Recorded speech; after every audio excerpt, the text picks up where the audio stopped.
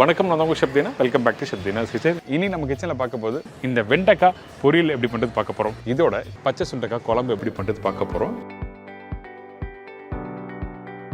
வெண்டைக்காய் 1/2 கிலோ, உளுத்தம்பருப்பு 1 கப்பு, கடலைப்பருப்பு 1/2 கப்பு, முழு தனியா 1/4 கப்பு, முழு மிளகு 10லேருந்து 15 நம்பர், சீரகம் 1 டீஸ்பூன், காய்ந்த மிளகாய் 10 நம்பர், வெங்காயம் 1 நம்பர், முந்திரி பருப்பு தேவையான அளவு, மஞ்சத்தூள் சிறிதளவு, சில்லி பவுடர் 1/4 டீஸ்பூன், தனியா பவுடர் 1/4 டீஸ்பூன், பெருங்காயம் 1/2 டீஸ்பூன், கடுகு 1/4 டீஸ்பூன், கருவேப்பிலை தேவையான அளவு, கொத்தமல்லி தேவையான அளவு, உப்பு தேவையான அளவு, எண்ணெய் குக் பண்ணுறதுக்கு தேவையான அளவு. இதாங்க இந்த ரெசிபிக்கு தேவையான பொருட்கள். இந்த ரெசிபியோட பேர் என்ன, வெண்டைக்காய் பொடி தூள் சொல்லுவாங்க, அப்படின்னா பிரட்டர் சொல்லுவாங்க. நம்ம நார்மலாக பண்ணுற பொரியல் கான்செப்ட் இல்லாமல் இன்றைக்கி ஒரு டிஃப்ரெண்ட் ஸ்டைலில் பண்ண போகிறோம். அதனால் உளுத்தம்பருப்பு, கடலைப்பருப்பு, முழு தனியா,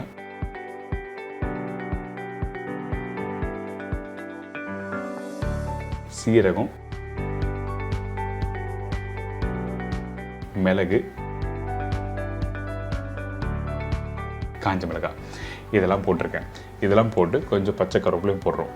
இதெல்லாம் போட்ட பிறகு ஸ்லோ ஃப்ளேமில் நல்லா வறுத்துருங்க. ஹை ஃப்ளேம் வச்சு வறுக்கக்கூடாது. ஏங்கிட்டனா அந்த கடலைப்பருப்பு உளுத்தம் பருப்பு நல்லா வறுத்த தான் சாப்பிட்றதுக்கு நல்லாயிருக்கும். கொஞ்சம் கடக்கு முடக்குன்னு இருக்கணும்.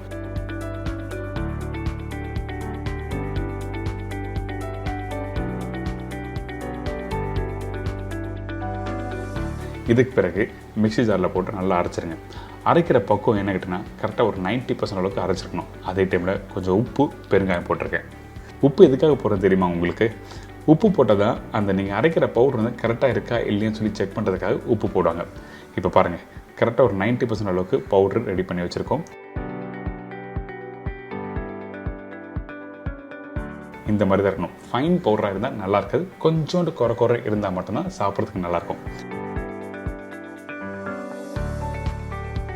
இப்போ இந்த பவுடர் ரெடி ஆகிடுச்சு. இதுக்கப்புறம் இந்த வெண்டைக்காவை ஃப்ரை பண்ண போகிறோம். அதுக்கு முன்னாடி இந்த வெண்டைக்காய் பாருங்கள், நல்லா பொடிசாக கட் பண்ணி வச்சுருக்கேன். இந்த மாதிரி நல்லா பொடிசாக இருக்கணும், பெருசாக இருக்கக்கூடாது. திக்காக இருந்தால் கண்டிப்பாக நல்லா இருக்காது. ஏன் கேட்டேன்னா ஃப்ரை பண்ணுற பக்கம் வந்து மாறும். அதனால தான் எல்லாமே ஒரே மாதிரி ஈவனாக கட் பண்ணி வச்சுருக்கேன் பொடிசாக. அதே டைமில் இந்த வெண்டைக்காய் ஃப்ரை பண்ணும்போது எண்ணெய் நல்லா சூடாக இருக்கணும். சூடு இல்லாத எண்ணெயில் போட்டிங்கன்னா இந்த வெண்டைக்காய் எண்ணெய் பிடிக்க ஆரம்பிச்சிடும். அதுக்கு பிறகு ப்ரிப்ரேஷன் நல்லா இருக்காது. அதனால தான் நம்ம என்ன பண்ணுறோம், நல்ல சூடான எண்ணெயில் கரெக்டாக போட்டு அதிகபட்சம் ஒரு 2லேருந்து 3 நிமிஷம் நீங்கள் எடுத்துலாம். கரெக்டான குவான்டிட்டி போட்டிங்கன்னா 2லேருந்து 3 நிமிஷம் தான் டைம் எடுக்கும். ரொம்ப நேரம் டைம் எடுக்காது.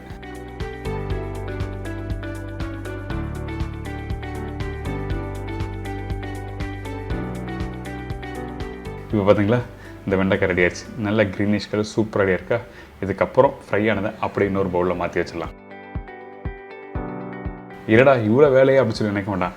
இந்த மாதிரி ஒரு சின்ன சின்ன சேஞ்சஸ் வாரத்தில் ஒரு நாளோ இல்லை மாதத்தில் ஒரு நாளோ பண்ணினா உங்கள் வீட்டில் இருக்க மக்கள் நல்லா விரும்பி சொல்கிறாங்க. அதனால தான் இன்றைக்கி நம்ம டிஃப்ரெண்ட் ஸ்டைலில் பண்ணுறோம் இந்த வெண்டைக்காய் பொரியல். இதுக்கு பிறகு ஒரு கடாயில் எண்ணெய் ஊற்றிருக்கேன். அந்த எண்ணெய் சூடான பிறகு கொஞ்சம் கடுகு, சீரகம்,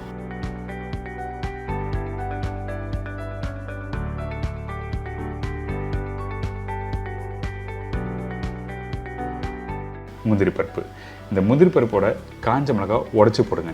கொஞ்சம் அந்த காரம் நல்லாயிருக்கும். அதே டைமில் கொஞ்சம் பச்சை கருவேப்பிலை. இதெல்லாம் போட்ட பிறகு கொஞ்சம் லைட்டாக கோல்டன் ப்ரௌன் கலர் வரும். அதுக்கு பிறகு நம்ம என்ன பண்ணுறோம், வெங்காயம் போடுறோம்.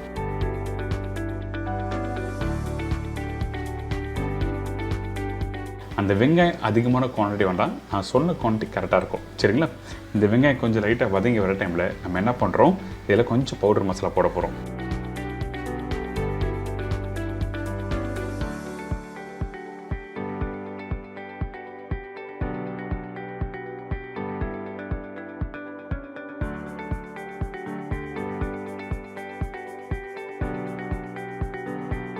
கொஞ்சம் மஞ்சத்தூள், சில்லி பவுடர், தனியா பவுடர், அவ்வளோதான். இதை போட்ட பிறகு நம்ம என்ன பண்ணுறோம், இந்த இடத்துல தண்ணி ஊற்றக்கூடாது. அந்த பவுடர் மசாலா போட்ட உடனே நம்ம என்ன பண்ணுறோம், அப்படியே அந்த தாளிப்போட நல்லா மிக்ஸ் பண்ணுறீங்க. இந்த இடத்துல உங்களோட அடுப்பு வந்து ஸ்லோ ஃப்ளேமில் இருக்கணும். ஹை ஃப்ளேம் வச்சு வதக்கினா கண்டிப்பாக அந்த பவுடர் மசாலா வந்து கருக்கிறதுக்கு வாய்ப்பு இருக்குது. அதனால தான் நம்ம என்ன பண்ணுறோம், ஸ்லோ ஃப்ளேமில் வதக்கிட்டு ஃப்ரை பண்ணி வச்சுருக்கேன் இந்த வெண்டைக்காவை இதில் போடுறோம். நீங்கள் நல்லா கரெக்டான டெம்பரேச்சர் வச்சு ஃப்ரை பண்ணால் வெண்டைக்காய் எண்ணெய் பிடிக்காது.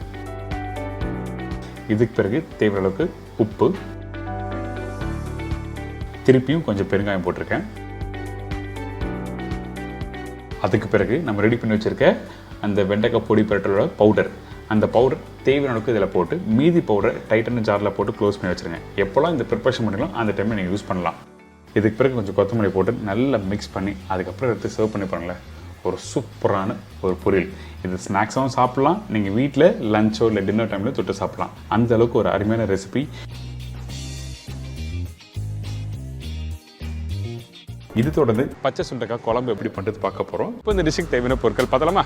பச்சை சுண்டைக்காய் 150 கிராம், சின்ன வெங்காயம் 20லேருந்து 25 நம்பர், தக்காளி 2 நம்பர், பூண்டு 15லேருந்து 20 நம்பர், குழம்புத்தூள் 1 டேபிள் ஸ்பூன், மஞ்சத்தூள் 1/4 டீஸ்பூன், பெருங்காயம் 1/4 டீஸ்பூன், கருவேப்பிலை தேவையான அளவு, கொத்தமல்லி தேவையான அளவு, கடுகு 1/4 டீஸ்பூன், வெந்தயம் தாளிப்புக்கு தேவையான அளவு, புளி 1 லெமன் சைஸ், உப்பு தேவைக்கேற்ற, நல்லெண்ணெய் குக் பண்ணுறதுக்கு தேவையான அளவு. இதாங்க இந்த ப்ரிப்பரேஷன் தேவையான பொருட்கள். இன்றைக்கி நம்ம பார்க்க போது சுண்டைக்காய் குழம்பு சொன்னோம் பார்த்தீங்களா? அதுக்கு நம்ம என்ன பண்ண கேட்டிங்கன்னா, ஃபஸ்ட்டு அந்த சுண்டைக்காவை உடச்சி க்ளீன் பண்ணி எடுக்க போகிறோம். அதனால் அந்த சுண்டைக்காய் மேலே இருக்க அந்த ஒரு காம்பு இருக்கும், அந்த காம்போட நீங்கள் அப்படியே போட்டு குக் பண்ணால் கொஞ்சம் கசப்பு தன்மை வரும். அதனால் அந்த மேலே இருக்க காம்பை எடுத்துகிட்டு நல்லா வாஷ் பண்ணுங்கள். வாஷ் பண்ணிவிட்டு கையிலே உடைக்கலாமா கேட்டிங்கன்னா கண்டிப்பாக உடைக்க முடியாது, நல்லா அழுத்தமாக இருக்கும். அதனால் கிச்சன் மேடை அப்படி இல்லைனா வீட்டில் கட்டிங் போர்டு இருக்கா, அந்த கட்டிங் போர்டில் வச்சு நீங்கள் லைட்டாக ப்ரெஸ் பண்ணலாம். ஒன்றா ப்ரெஸ் பண்ணுறதுக்கு கஷ்டமாக இருக்குன்னா நம்ம வீட்டில் தோசை கரண்டி இருக்குல்ல, அந்த கரண்டி வச்சு லைட்டாக ப்ரெஸ் பண்ணால் சீக்கிரமாக உடையும். இந்த மாதிரி ஒரு ஈஸியான ஸ்டைலில் நீங்கள் வீட்டில் பண்ணிக்கலாம். இதுக்கப்புறம் இந்த விதையை எடுக்கிறது நான் ஸ்டார்டிங்கே சொன்னேன், வயிறு வலி இருக்கணும். கண்டிப்பாக நீங்கள் விதையை எடுத்துருக்கணும். அதுக்காக நீங்கள் முழுசாக எடுக்கணும் அவசியம் இல்லை. ஒரு 10% இருக்கிறதுனால தவறு எதுவுமே இல்லை. முடிஞ்ச வரைக்கும் ஒரு 80 to 90% அளவுக்கு நீங்கள் இந்த விதையை எடுத்துருங்க. சுண்டைக்காய் பெரும்பாலும் நம்ம சாப்பிட்றது உடம்புக்கு எதுக்கு நல்லது கேட்டிங்கன்னா, நம்ம ஜுரம் வருதுன்னு வச்சுங்க, அந்த டைமில் சுண்டைக்காய் சாப்பிட்றது நல்லது. அது மட்டும் இல்லை, வாய்ப்புண்ணு, நம்மளோட பல் சொத்தை ஆகாமல் இருக்கிறதுக்கு இந்த மாதிரி சுண்டைக்காய் சாப்பிட்லாம். ஸோ இந்த மாதிரி பல மருத்துவ குணம் இருக்குது. கண்டிப்பாக நீங்கள் மாசில் உரம் எடுத்துக்கங்க. இப்போது இந்த மாதிரி உடச்ச பிறகு நம்ம என்ன பண்ணுறோன்னா, இதை அப்படியே 2-3 வாட்டி தண்ணியில் போட்டு வாஷ் பண்ணுறோம்.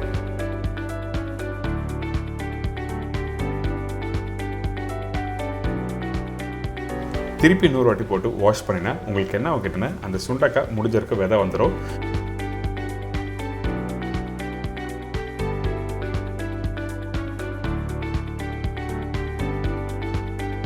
இப்போ எப்படி அந்த சுண்டைக்காவை க்ளீன் பண்ணுறது இப்போ எல்லோரும் தெரிஞ்சிருக்கோம். கண்டிப்பாக ட்ரை பண்ணி பாருங்கள்.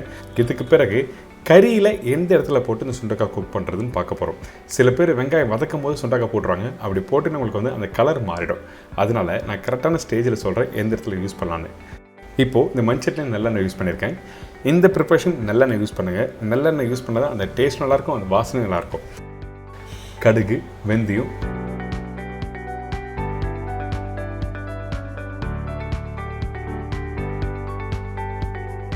பூண்டு, சின்ன வெங்காயம், கருவேப்பிலை இதெல்லாம் போட்ட பிறகு நல்லா வதக்குங்க. இந்த வெங்காயம் கொஞ்சம் குவான்டிட்டி அதிகமாக போட்டிருக்கேன். நான் சொன்ன குவான்டிட்டி நீங்கள் வீட்டில் ட்ரை பண்ணி பாருங்கள், நல்லாயிருக்கும். ஏன் கேட்டிங்கன்னா, அந்த சின்ன வெங்காயம் வதக்கிட்டு நீங்கள் குழம்புல சேர்த்து சாப்பிடும்போது ஒரு டேஸ்ட் அருமையாக இருக்கும். அதே டைமில் வெங்காயம் வதக்கிற பக்கம் என்ன கேட்டால் கரெக்டாக ஒரு 75 to 80% அளவுக்கு வதக்கிடுங்க. இதுக்கு பிறகு கட் பண்ணி வச்சுருக்க தக்காளி, வெங்காயம் கொஞ்சம் கூட இருக்கும்.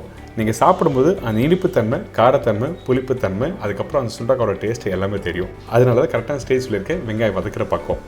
இந்த தக்காளி போட்ட பிறகு கொஞ்சம் மஞ்சத்தூள், உப்பு, பெருங்காயம் இதெல்லாம் போட்டு லைட்டாக வதக்குங்க. வதக்கி முடிச்ச பிறகு தான் இந்த பச்சை சுண்டைக்காய் இந்த இடத்துல யூஸ் பண்ணுறோம். வெங்காயம் வதங்குற இடத்துல நீங்கள் யூஸ் பண்ணிங்கன்னா கண்டிப்பாக கலர் மாறிடும். சில பேருக்கு அந்த கலர் மாறினாலும் பிடிக்காது. அதனால தான் கரெக்டான ஸ்டேஜ் இந்த இடத்துல யூஸ் பண்ண சொல்கிறேன். இப்போ அந்த வெங்காயம் தக்காளி நல்லா வதங்க அதுக்கு பிறகு குழம்புத்தூள் யூஸ் பண்ணுறோம். இந்த குழம்புத்தூள் எப்படி பண்ணுறது சொல்லி நம்ம சேனல் ஆல்ரெடி போட்டிருக்கேன். அந்த வீடியோவை ட்ரை பண்ணி பாருங்கள். சில பேர் என்ன பண்ணாங்கன்னா, அந்த குழம்புத்தூள் யூஸ் பண்ணும்போது காரம், அந்த காஞ்ச மிளகா காரம் அதிகமாக இருக்குது, நீங்கள் சொன்ன ரேஷியோவில் ட்ரை பண்ணும்போது அப்படி சொல்கிறாங்க. குண்டு மிளகா நீங்கள் ட்ரை பண்ணுங்கள். சில பேர் நீட்டு மிளகா போட்டுருவாங்க, இல்லை காஷ்மீரி மிளகா போட்டுருவாங்க. அப்படி போட்டிங்கன்னா காரத்தோட அளவு மாறும். அதனால் குண்டு மிளகாவும் தனியாகவும் நான் சொன்ன குவான்டிட்டியில் நீங்கள் வீட்டில் காய வச்சு அரைச்சி இந்த ப்ரிப்பரேஷன் யூஸ் பண்ணால் ரொம்ப நல்லாயிருக்கும். எங்கள் வீட்டில் குழம்புத்தூளே இல்லை, அந்த டைமில் இந்த ப்ரிப்பரேஷன் பண்ண முடியாது அப்படி கேட்டிங்கன்னா கவலைப்படாதீங்க. தனியா பவுடர் 2 டேபிள் ஸ்பூன்னா, சில்லி பவுடர் 3/4 டேபிள் ஸ்பூன் போட்டால் போதும். ஸோ அதை பேலன்ஸ் பண்ணி நீங்கள் போட்டு இந்த கறியை கம்ப்ளீட் பண்ணிக்கலாம். இப்போ பச்சை சுண்டைக்காவும் போட்டாச்சு, இதில் தண்ணியும் ஊற்றிருக்கேன். இந்த மாதிரி நல்லா கொதித்து வரணும். இந்த மாதிரி நல்லா கொதித்து வந்த பிறகு தான் புளி தண்ணி போடணும். புளி தண்ணி எடுத்த உடனே நீங்கள் ஊற்ற வேண்டாம். அந்த பச்சை வாசனை போன பிறகு தான் புளி தண்ணி ஊற்றுறேன். இப்போது புளி வந்து ஒரு லெமன் சைஸ் சொல்லியிருக்கேன். உங்களுக்கு புளிப்புத்தன்மை ஏற்ற மாதிரி நீங்கள் இதில் போட்டுக்கலாம். சில பேர் வந்து கொஞ்சம் புளிப்பு அதிகமாக இருந்தால் தான் நல்லாயிருக்கும் சொல்லுவாங்க. அதனால ஒரு கல் புளி எக்ஸ்ட்ரா நீங்கள் வேணும்னா நீங்கள் போட்டுக்கலாம். இப்போ இந்த புளி போட்ட பிறகு திருப்பி நல்லா கொதிக்க வேண்டும். எப்படி மசாலா போட்ட பிறகு கொதிக்க விட்டீங்களோ அது மாதிரி புளி போட்ட பிறகு நல்லா கொதித்து வந்த பிறகு கொஞ்சம் நல்லெண்ணெய் கொஞ்சம் கொத்தமல்லி போட்டு நல்லா மிக்ஸ் பண்ணி அப்படியே எடுத்து வெள்ளை சாதத்தில் போட்டு சாப்பிட்டீங்கன்னா அடாடா அந்தளவுக்கு பிரமாதமாக இருக்கும். இன்னொரு முக்கியமான விஷயம், சுண்டக்காய் குழம்பு ஊற டேஸ்ட் அதிகரிக்கும். நீங்கள் வேணால் வீட்டில் ட்ரை பண்ணி பாருங்களேன். கண்டிப்பாக நான் சொன்னது உங்களுக்கு எல்லாருக்கும் பிடிக்கும்.